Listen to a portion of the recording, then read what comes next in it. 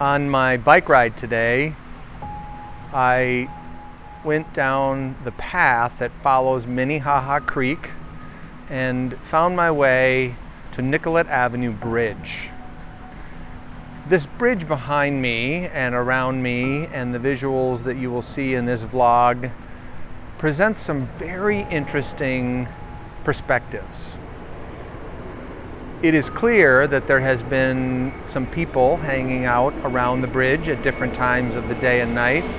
There is a sleeping bag, there is some garbage, there is some graffiti, there is some well-wishing, and then there is just the bridge. The bridge has all of this age in it. It has repairs, it has needs for repairs, it has burns, it has watermarks, it has, well, everything that a bridge that's been around a long time has as a part of its structure and as a part of its aesthetic. And I've been drawn to this bridge for a long time. When I first began riding over here this year, as COVID was unleashing itself upon us, I would ride by this bridge and find it to be actually quite beautiful in terms of what it is amidst the broader landscape, the broader Minnesota, beautiful green, and now as we head into fall, many different colors that are beginning to unfurl, yellows and greens and all the colors that early fall brings. So as I came to this bridge today and did some photo journaling around the edges to just explore and see it up close, I found myself being curious about what this is, and perhaps having a connection to the time that we're in that is so fitful. And what I mean by that is we're just weeks from a presidential election that has most of us not only on edge, but fearful and angry and just not even knowing quite what's going to happen next. Some may be experiencing this in this election for the first time in their life. And young or old, it feels very unsettling. And so as I scoured this bridge, and recently my heart and mind has been on the election, I found myself wondering about how this bridge is even a little illustrative to this time. I mean, it's been here a while, our country's been here a while, and people have marred it, and it has been used, and there has cracks and fissures, and there's burns, there's things that have gone wrong. It's in some ways scarred and not pretty.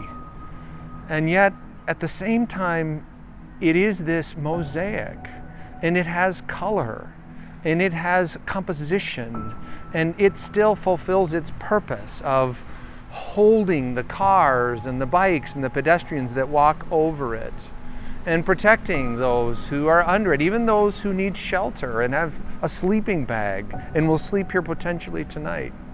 I mean, it serves its purpose. It is imperfect, it's a mess, it's kind of interestingly beautiful in a complex kind of way, and that gives me a sense of at least grounding myself in the moment, in this political moment, in this fitful moment, where it appears that there's not a seeing of the humanity of one another. And so it is my thought and it is my prayer that as we head into these next several weeks, kind of like this bridge with the muck and the mud and the graffiti and the well-wishing and people talking and friends conversing, that we can hold all of this with a sense of the bridge being here after this election. Who knows what will happen to our country, but it's just our country, and it's just a holder, it's just a container.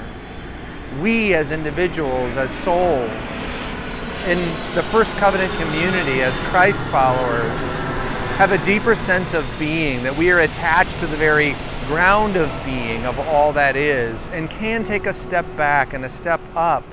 And like looking at this bridge that is strong, even with all of its pieces and its problems, is something that will hold up.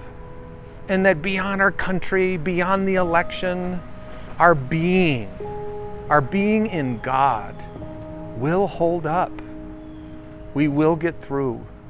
We will see, and we will have vision for a future beyond this moment. And so, my hope and prayer is, as experiencing this bridge, and at first not knowing what it is and thinking it's kind of not that attractive, that as I got closer and began to see and circle around and take closer looks, that I began to understand at least and have a deeper appreciation and see some beauty rise out of the ashes of this. That's my prayer for this time. That as we look around, we see surprising grassroots movements. We see social justice rising in surprising places. We see some who actually see the humanity of others and care for others. Take a step back and a step away from malice and all that we see in the infighting and the partisanship. Like, look for those things. That's the invitation I feel right now, is to look beyond the burns and the garbage and the trash talk for the things that give life, the moments that give us a sense of grounding of our being in the ground of being.